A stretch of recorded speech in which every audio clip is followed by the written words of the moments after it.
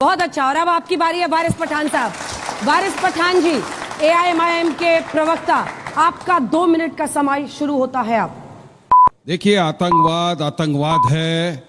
कोई धर्म नहीं सिखाता कि किसी निहत्थे बेगुनाह बेकसूर को जाकर उसके बीवी बच्चों के सामने आप गोली मार दो, भून के रख दो। ये दरिंदे होते हैं, इनको तो ऐसी सजा मिलनी चाहिए कि आने वाली इनकी नस्लें तबाह हो जाए, इनकी नस्लों को सबक मिले। अब पहलगाम की मैं बात कर रहा हूं। पहलगाम के अंदर क्या हुआ? आतंकवादी की मंशा समझना बहुत जरूरी है इस वक्त के ऊपर। आतंकवादी के मंसूबे क्या थे? उन्होंने जाकर वहां पर पूछा तेरा धर्म क्या है, तेरा नाम क्या है, किन की पैंट उतार कर देखा, उसके बाद में उनको गोली मार दिया। तो उनका मकसद मंसूबा एक ही था कि वो किसी भी तरह चाहते थे कि हमारे भारत देश के अंदर हिंदू मुसलमान के बीच में नफरत पैदा हो। और वो उस चीज के अंदर कुछ हद तक कामयाब होते दिख रहे हैं मुझे, क्योंकि हमारे देश के अंदर भी कुछ ऐसे लोग हैं जो उनकी भाषा बोल रहे हैं। मैं महाराष्ट्र की बात करूंगा, वहां के एक मंत्री जाते हैं और बोलते हैं कि अब हम भी जाएंगे मुसलमानों की दुकानों के ऊपर और पूछेंगे अगर हनुमान चालीसा नहीं आता तेरे को, हम उसको मारेंगे। कलकत्ता के अंदर एक लेडी डॉक्टर ने एक मुसलमान महिला जो प्रेग्नेंट थी उसका इलाज करने से इनकार कर दिया। कि आज ही समझ लीजिए, जो लेफ्टिनेंट नरवाल थे उनकी बीवी ने आकर सबके सामने कहा कि आप इसको मुसलमानों के खिलाफ, आप इसको कश्मीरियों के खिलाफ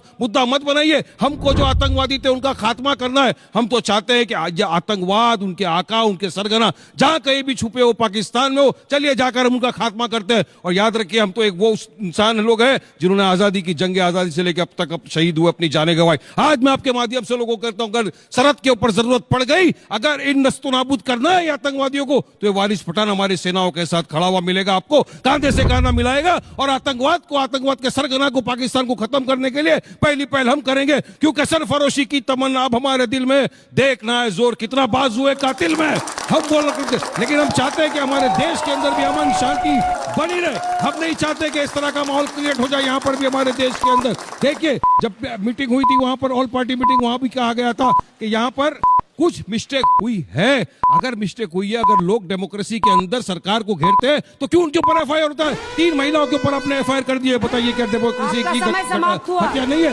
हम चाहते हैं कि सबको समय समाप्त हुआ। जजेस की तरफ से कोई भी सवाल हो, आप तीनों में से इनसे पूछ सकते हैं किसी भी वक्त। मुबारक हो, आपने बहुत उम्दा बात फरमाई। मैं एक वाक्य कह रहा हूं, आप इससे कितने % सहमत हूं? अब यह तो चरमपंथी रहेगा या मैं रहूंगा, अब दोनों नहीं रहेंगे। आप इससे सहमत हैं या असहमत हैं? मैं चाहता हूं कि मेरा देश का संविधान रहे, देश में सुकून शांति पीस बनी रहे और मेरे देश में मोहब्बत का वातावरण बना रहे। हमको नफरत के बाजार में मोहब्बत की दुकान खोलना है साहब। विक्रम साहब, मैं आपकी हमेशा इज्जत करता हूं, लेकिन ये मौका वो नहीं है एक दूसरे के ऊपर आरोप प्रत्यारोप लगाए। ये मौका है कि 140 जनता जब एक साथ आके खड़ी हो चुकी है आतंकवाद का सफाया करने के लिए, तो हमको सरकार का साथ देना चाहिए। हमारे पार्टी सदस्य ने भी कहा कि हम तो खड़े सरकार के साथ कांधे से कांधा मिलाकर। यही सवाल मैं आपसे